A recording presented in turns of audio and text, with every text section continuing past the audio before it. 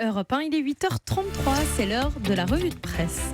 Avec vous, Samuel Etienne. Oui, une troisième journée de deuil national aujourd'hui, une minute de silence tout à l'heure à midi qu'Europe 1 vous propose de partager avec nous un silence en hommage. Titre ce matin, le Maine libre, hommage aux victimes. C'est la une ce matin du Parisien aujourd'hui en France.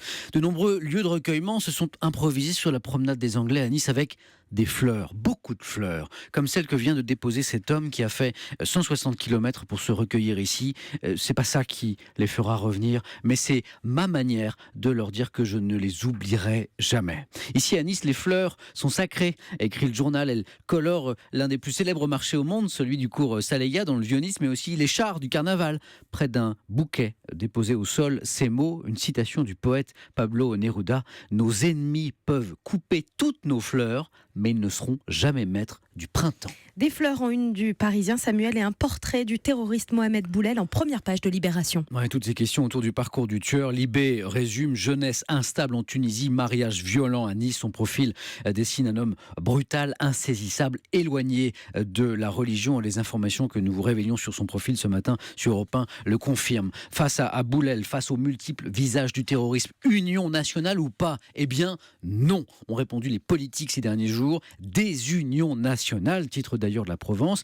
Et puis dans Libération, toujours, il y a le dessinateur Willem qui condamne cette désunion. On y voit un policier tentant de remplir sa mission de sécurisation, mais croulant sous le poids des Ciotti, Fillon, Le Pen, Sarkozy, et de déclarations telles que: un attentat, on peut le prévoir, c'est bien la gauche ça, fallait intervenir autrement, et autres yaka.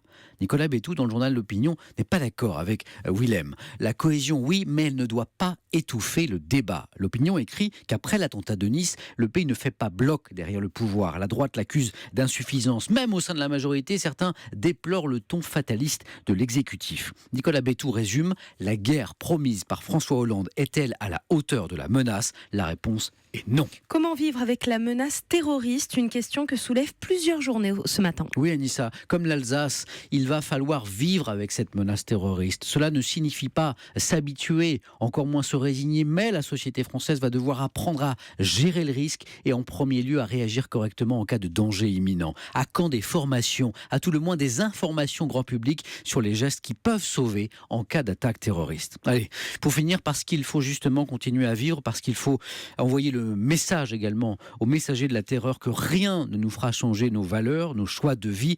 Un petit peu de lumière maintenant. Dans cette série d'été que le journal La Croix débute aujourd'hui, Naître en France. Premier épisode ce matin avec la petite Milena. C'est le premier bébé de Marie et Léo, 28 et 29 ans. Milena qui dort malgré les rafales de l'appareil photo. Milena qui dort dans son couffin d'un sommeil de nouveau-né, caressé par un souffle d'air doux dans le jardin.